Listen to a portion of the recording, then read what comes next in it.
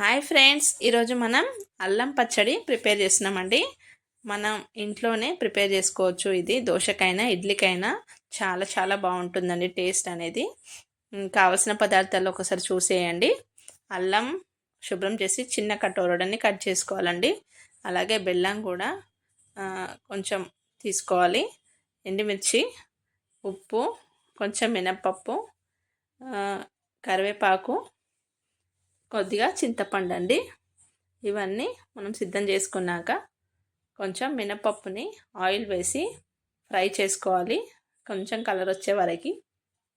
తర్వాత అల్లం ముక్కలను కూడా వేసేసి కొద్దిగా ఆయిల్లో ఫ్రై చేసుకోవాలి.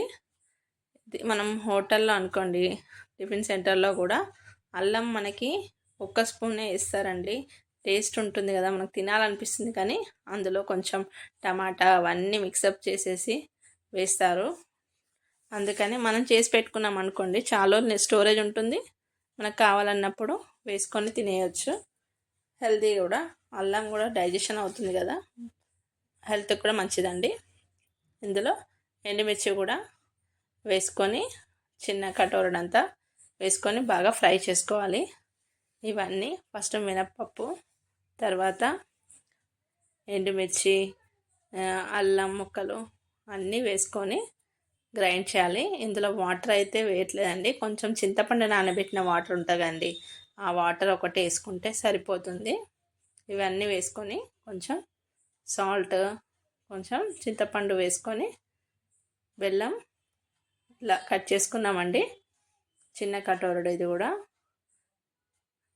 అవన్నీ వేసుకొని కొద్దిగా సాల్ట్ వేసుకొని మిక్సీ పట్టేద్దాం. రోట్లో అయినా దంచుకోవచ్చండి. ఇలా చింతపండు వాటర్ తీసేసి వేసుకోవాలి. మొత్తం మిక్సీ పట్టాక కావాలంటే చింతపండు వాటర్ కొద్దిగా వేసుకోవచ్చండి, అంతే.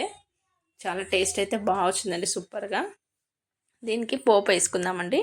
మనం ఒక గిన్నెలో తీసేసుకొని జీలకర్ర ఆవాలు అన్నీ వేసేసుకొని పోపు అనేది వేసుకుందాం. సాల్ట్ కావాలంటే మళ్ళీ కొంచెం వేసుకోవచ్చు, సరిపోతుంది.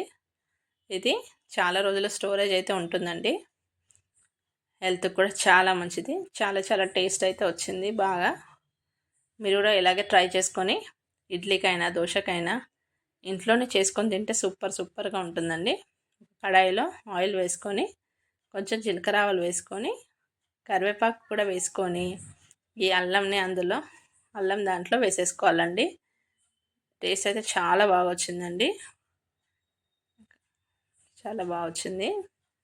మీరు కూడా ఒకసారి ట్రై చేయండి. వీడియో కనుక మీకు నచ్చితే లైక్ చేయండి, షేర్ చేయండి, సబ్స్క్రైబ్ చేయండి ఫ్రెండ్స్.